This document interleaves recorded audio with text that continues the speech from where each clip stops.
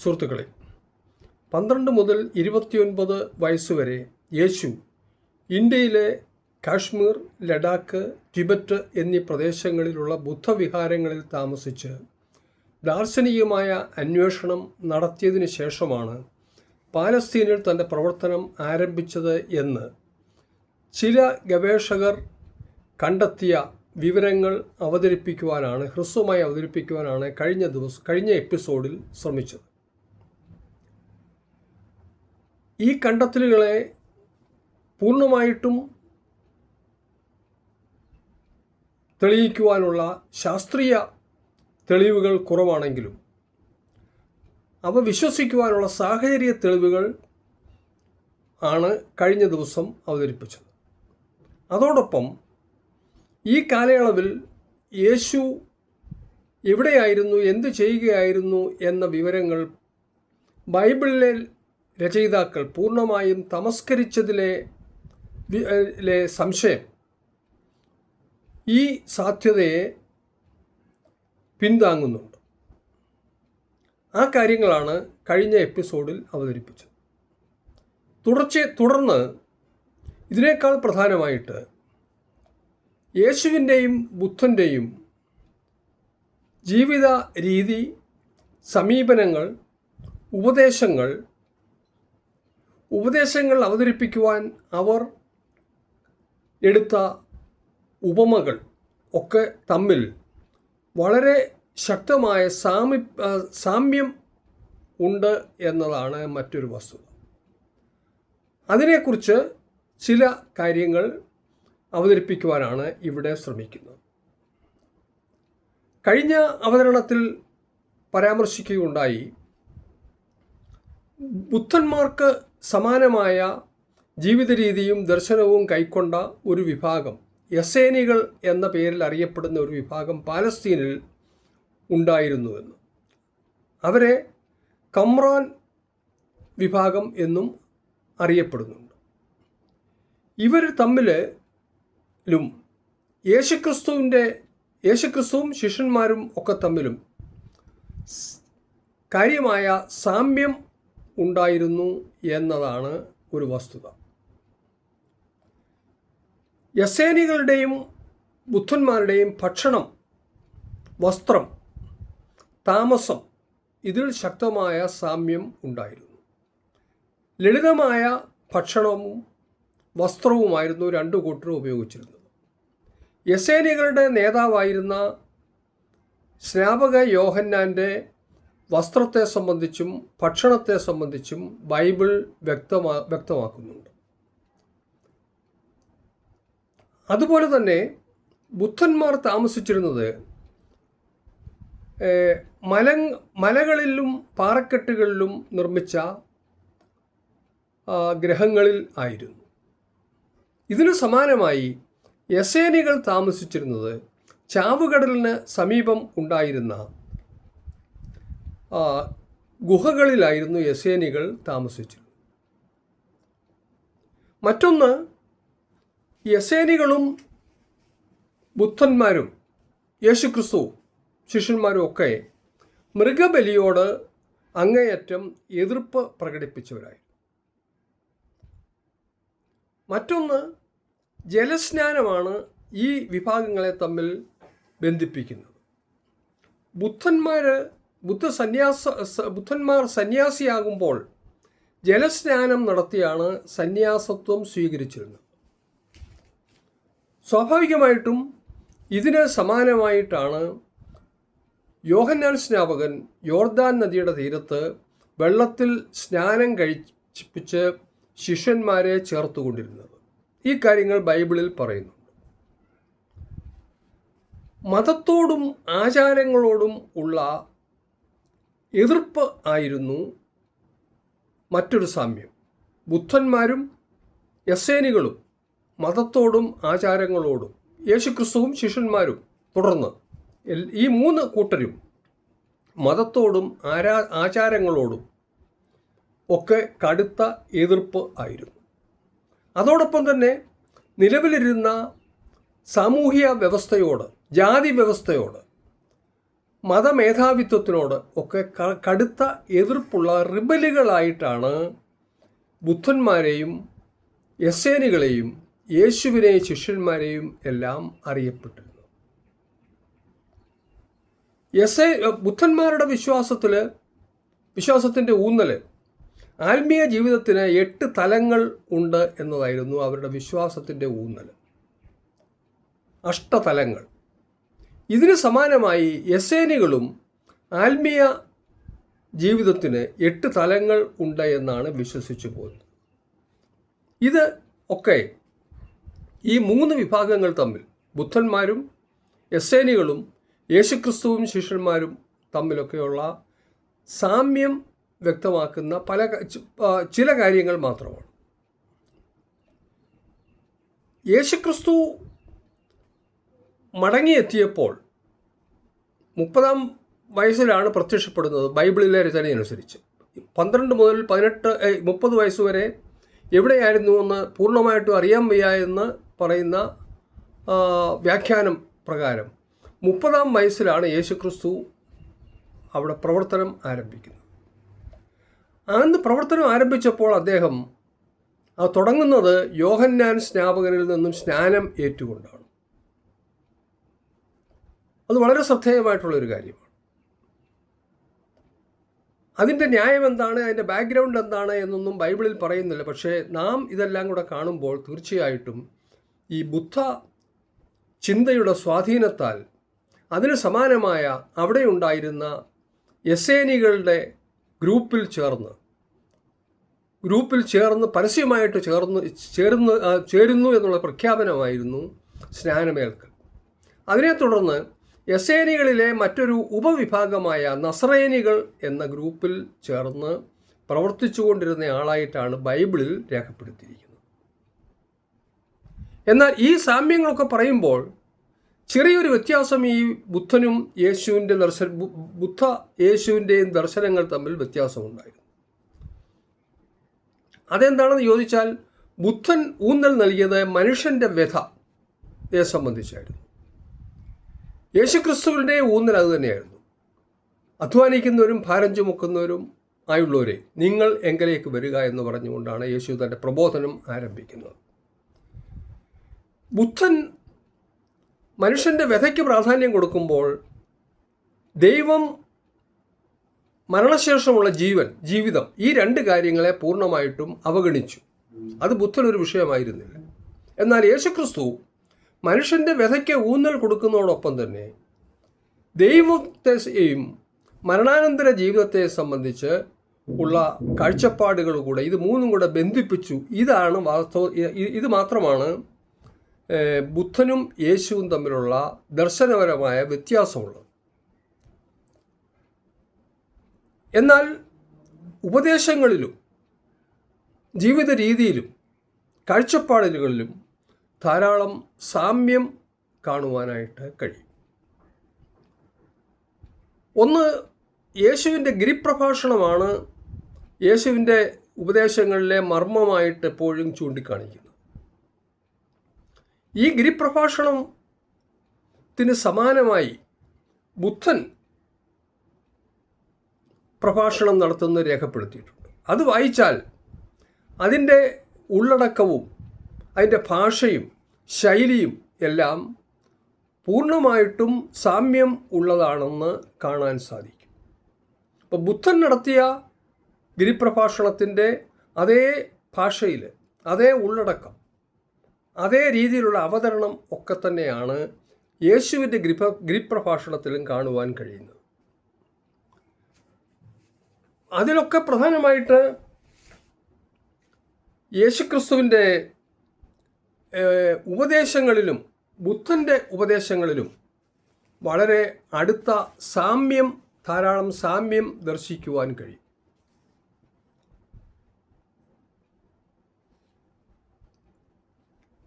ഉദാഹരണമായിട്ട് ചില കാര്യങ്ങൾ എടുക്കാം. അയൽക്കാരനെ സ്നേഹിക്കുക എന്നുള്ളതായിരുന്നു യേശുവിൻ്റെ ഉപദേശത്തിലെ പ്രധാനമായിട്ടുള്ള ഒരു ഉപദേശം. അതിന് സമാനമായി ബുദ്ധൻ്റെ ഉപദേശം വളരെ ശ്രദ്ധേയമാണ്. ലളിതവിസ്താരം എന്ന ഗ്രന്ഥമാണ് സുവിശേഷങ്ങൾക്ക് സമാനമായിട്ടുള്ള ബുദ്ധമതത്തിലെ ഗ്രന്ഥം. ലളിതവിസ്താരത്തിൽ ഈ കാര്യങ്ങളെ സംബന്ധിച്ച് ഇങ്ങനെയാണ് പറയുന്നത്: സത്യം അറിയുക, നിർവ്വാണം പ്രാപിക്കുക, ഇതാണ് ഏറ്റവും മഹത്തായ അനുഗ്രഹം. സ്നേഹത്തിലൂടെ മാത്രമേ വെറുപ്പിനെ ഇല്ലാതാക്കാൻ കഴിയുകയുള്ളൂ. കേവല സ്നേഹത്തിലൂടെ തിന്മയെ കീഴ്പ്പെടുത്തുവാൻ കഴിയും. നിന്റെ അയൽക്കാരനോട് കടുത്ത വാക്കുകൾ സംസാരിക്കാതിരിക്കുക, അപ്പോൾ അവനും അതുപോലെ നിന്നോട് പ്രതികരിക്കും. അപ്പോൾ അയൽക്കാരനെ നിന്നെപ്പോലെ സ്നേഹിക്കുക ആയിരുന്നു യേശുവിൻ്റെ വളരെ പ്രധാനമായിട്ടുള്ള ഒരു ഉപദേശം. മറ്റൊന്ന്, നിന്റെ വലത് ചെകിട്ടത്ത് അടിക്കുന്നവനെ, ഇടത് ചെകിട്ടത്തടിക്കുന്നവനെ വലത് ചെകിട് കൂടെ കാണിച്ചു കൊടുക്കണം എന്ന് യേശു ക്രിസ്തു ഉപദേശിച്ചു. ഇതിന് സമാനമായ ഉപദേശം ബുദ്ധനും നൽകുന്നതായിട്ട് ലളിതവിസ്താരത്തിൽ പറയുന്നുണ്ട്. അതിങ്ങനെയാണ് പറയുന്നത്: സുനുപ്പോർത്തയിൽ നിന്നുള്ള ഒരു വ്യാപാരി തനിക്ക് ഉപദേശം നൽകണമെന്ന് ബോധിസ്ഥനോട് ആവശ്യപ്പെട്ടു. ആളുകൾ അക്രമാസക്തരാണ്. വീണ്ടും ജനിച്ചവൻ പറഞ്ഞു, അവർ നിങ്ങളെ അധിക്ഷേപിക്കുകയാണെങ്കിൽ എങ്ങനെയായിരിക്കും നിങ്ങൾ പ്രതികരിക്കുന്നത്? ബുദ്ധൻ അയാളോട് ചോദിച്ചതാണ്. അപ്പോൾ അയാളുടെ മറുപടിയാണ്: തോളുകൾ ഇളക്കിക്കൊണ്ട് വ്യാപാരി പറഞ്ഞു, അവർക്ക് ഒരു മറുപടിയും ഞാൻ കൊടുക്കുകയില്ല. അവർ നിങ്ങളെ അടിക്കുകയാണെങ്കിലോ എന്ന് വീണ്ടും ബുദ്ധൻ ചോദിച്ചപ്പോൾ പറഞ്ഞത്, അപ്പോഴും ഞാൻ പ്രതികരിക്കുകയില്ല. അവർ നിങ്ങളെ കൊല്ലുകയാണെങ്കിലോ? ബുദ്ധൻ ചോദിച്ചു. വ്യാപാരി മന്ദഹസിച്ചു, മരണം ഗുരു ഒരു ദോഷമല്ല, ചിലർ അത് ആഗ്രഹിക്കുക പോലും ചെയ്യുന്നു. ഇവിടെ ഒരു ചെകിട്ടത്ത് അടിക്കുന്നവനെ മറ്റേ ചെകിടും കാണിച്ചു കൊടുക്കുക എന്നുള്ള ഉപദേശവും ഈ ബുദ്ധൻ്റെ ഉപദേശവും തമ്മിലുള്ള സാമ്യം വളരെയധികം ശ്രദ്ധേയമാണ്. മറ്റൊന്ന്, നല്ല മണ്ണിൽ വിതയ്ക്കുന്നവരെ സംബന്ധിച്ചുള്ള ഉപദേശം, ഉപമകളാലുള്ള ഉപദേശമാണ് യേശു നൽകിയ ഒരു ഉപദേശം. അതിന് സമാനമായി ബുദ്ധൻ ലളിതവിസ്താരത്തിൽ പറയുന്നത് ശ്രദ്ധേയമാണ്. നല്ല മണ്ണിൽ വിതച്ചതിനാൽ ധാരാളം ഫലം തരുന്ന വിത്ത് പോലെ, ഭിക്ഷ നൽകുന്നത് നല്ല മണ്ണിൽ വിതച്ചതിനാൽ ധാരാളം ഫലം നൽകുന്ന വിത്ത് പോലെയാണെന്ന് ബുദ്ധൻ പറഞ്ഞിട്ടുണ്ട്. ഭക്ഷിക്കുന്ന ആഹാരം ആരെയും നശിപ്പിക്കുന്നില്ല, എന്നാൽ കൊല്ലുന്നതും മോഷ്ടിക്കുന്നതും കളവ് പറയുന്നതും വ്യഭിചാരം ചെയ്യുന്നതും തീർച്ചയായും നാശത്തിലേക്ക് നയിക്കുന്നു. യേശുവിൻ്റെ സുവിശേഷത്തിലെ ഉപദേശങ്ങൾക്ക് വളരെ സമാനമായ ആശയവും ഭാഷയുമാണ് ഇവിടെ കാണാൻ കഴിയുന്നത്. ഒരു മനുഷ്യൻ ആഴത്തിൽ ഒരു നിധി കുഴിച്ചിടുന്നു, എന്നാൽ ഇങ്ങനെ ഒളിപ്പിച്ചു വെച്ച ഒരു നിധി അയാൾക്ക് ഒരു വിധത്തിലും പ്രയോജനപ്പെടുന്നില്ല. അയൽക്കാരനോട് സ്നേഹം, അനുതാപം, മര്യാദ ഒരു കള്ളനും മോഷ്ടിക്കാൻ സാധിക്കാത്ത നിധിയാണ്. യേശുക്രിസ്തു ഇതിന് സമാനമായ ഉപദേശം തന്നെയാണ് വേദപുസ്തകത്തിൽ നൽകിയിരിക്കുന്നത്. ആകാശം ഇടിഞ്ഞു വീണാലും ലോകം നശിച്ചു പോയാലും, യേശു പറഞ്ഞ ഒരു വചനമാണ്, ആകാശവും ഇടിഞ്ഞു വീണാലും എൻ്റെ വചനങ്ങൾ നിലനിൽക്കും എന്ന് യേശു പറഞ്ഞതാണ്. അതിന് സമാനമായി ബുദ്ധൻ പറഞ്ഞിരിക്കുന്ന ഇതാണ്: ആകാശം ഇടിഞ്ഞു വീണാലും ലോകം നശിച്ചു പോയാലും ആനന്ദ, ബുദ്ധൻ്റെ ഏറ്റവും അടുത്ത ശിഷ്യൻ്റെ പേരാണ് ആനന്ദ, ബുദ്ധൻ്റെ വാക്കുകൾ സത്യമായി നിലനിൽക്കും. യേശുവിൻ്റെ നൽകിയ മറ്റൊരു ഉപദേശം നല്ല ഇടയൻ്റെ ഉപദേശമാണ്. ഇതിനെ സംബന്ധിച്ചുള്ള മാതൃകയും ഉപദേശവുമാണ്. നല്ല ഇടയനെ സംബന്ധിച്ച് അതിന് സമാനമായി ബുദ്ധൻ്റെ ഉപദേശവും ശ്രദ്ധേയമാണ്. ഗർത്തത്തിലേക്ക് പതിക്കാൻ പോകുന്ന ആടുകളെ നേർവഴിക്ക് നയിക്കാൻ ഒരുമ്പെടുന്ന ബുദ്ധിമാനായ ഒരിടയൻ ആയിട്ടാണ് ബോധിസ്ഥൻ സ്വയം വിശേഷിപ്പിച്ചിരിക്കുന്നത്. ഇവിടെ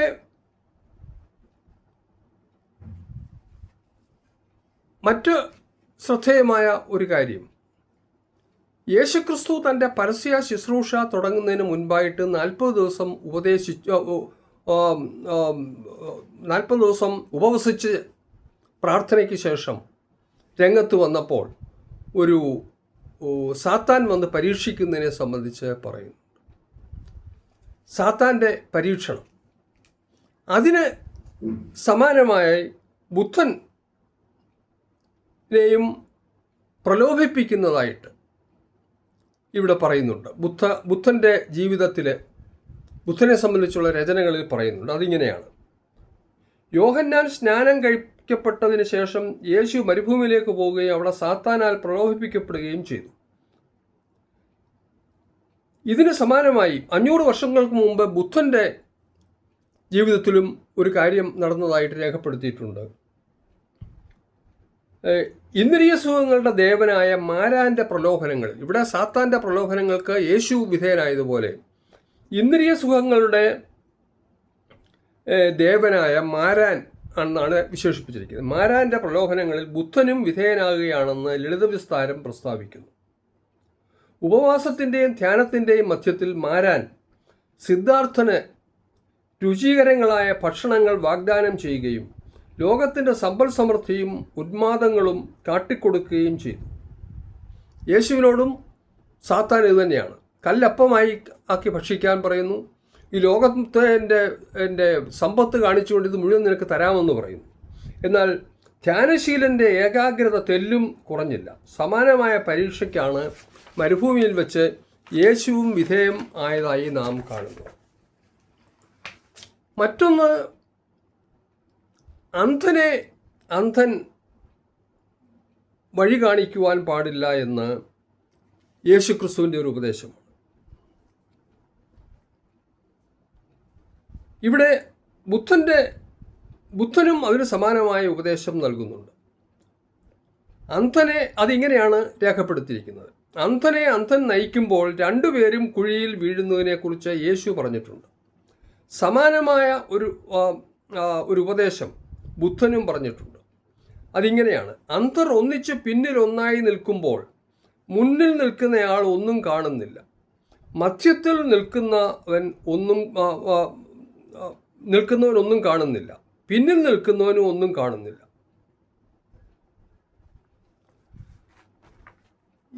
ഇതുപോലെ ഉള്ള ധാരാളം സാമ്യം, ഉപദേശങ്ങൾ തമ്മിലുള്ള സാമ്യം ബുദ്ധൻ്റെയും യേശുവിൻ്റെയും ദർശനങ്ങളിൽ കാണുവാനായിട്ട് സാധിക്കും. അതോടൊപ്പം വളരെ ശ്രദ്ധേയമായിട്ടുള്ള മറ്റൊരു കാര്യം, ബുദ്ധൻ തൻ്റെ സുവിശേഷം അറിയിക്കുവാനായിട്ട് ശിഷ്യന്മാരെ ലോകമെമ്പാടും അയക്കുന്നു, അവർക്ക് ഉപദേശം നൽകി അയക്കുന്നു. യേശുക്രിസ്തുവും അതിന് സമാനമായിട്ടാണ് നിങ്ങൾ ലോകമെമ്പാടും പോയി എൻ്റെ സുവിശേഷം അറിയിക്കുക എന്ന് ഘോഷിച്ചത്. യേശുക്രിസ്തു അവരെ വിട്ടപ്പോൾ പറഞ്ഞത്, നിങ്ങൾ പണമോ മടിശീല എടുക്കരുത്, രണ്ടാമതൊരു ചെരുപ്പോ രണ്ടാമത് ഒരു വസ്ത്രമോ എടുക്കാതെ പോകണം. ബുദ്ധനും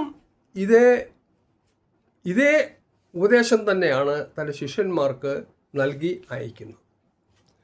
അപ്പോൾ ഇതുപോലെ 100-ലധികം സാമ്യം ബുദ്ധൻ്റെയും യേശുവിൻ്റെയും ഉപദേശങ്ങളിൽ വളരെ അടുത്ത സാമ്യം രേഖപ്പെടുത്തിയിട്ടുണ്ട്.